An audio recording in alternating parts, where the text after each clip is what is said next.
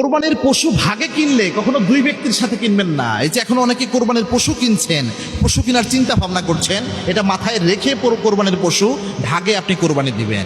গুরুত্বপূর্ণ বিষয়, এই মিস্টেকগুলো অনেকে করে, এজন্য এত টাকা দিয়ে কোরবানি দেয়, কিন্তু আল্লাহর দরবারে এটা অ্যাকসেপ্টেবল হয় না।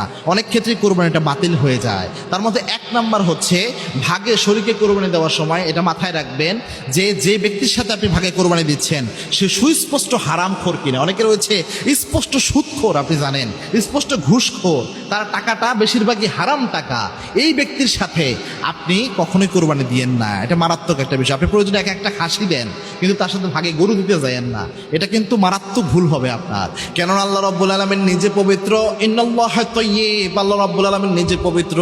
পবিত্রতা ছাড়া আল্লাহ রাব্বুল আলামিন কোনো কিছু গ্রহণ করে না, অপবিত্র কোনো কিছু আল্লাহ রাব্বুল আলামিন গ্রহণ করে না। এবং কি আল্লাহ রাব্বুল আলামিন যখন তার জন্য কিছু দিতে বলেন তখনও পবিত্র হালাল বস্তুই তার জন্য আপনার উৎসর্গ করতে হবে।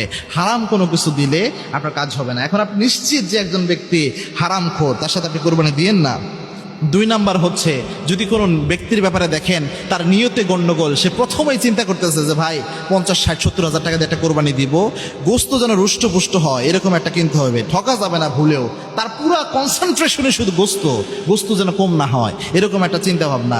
সে তার মাইন্ড দেখে আপনি বুঝতেছেন যে এটা যে একটা ইবাদত, কোরবানি করা, একটা পশু জবাই করা যে একটা ইবাদত, এই ফিলিংস তার মধ্যে কাজ করে না। এরকম ব্যক্তি থেকে সাবধান থাকেন। কেননা যদিও অনেক উলামা ইকরাম বলে যে আপনার নিয়ত ঠিক থাকলে আপনারটা হয়ে যাবে, কিন্তু তবুও আপনি কেন ভেজালের মধ্যে ঢুকবেন?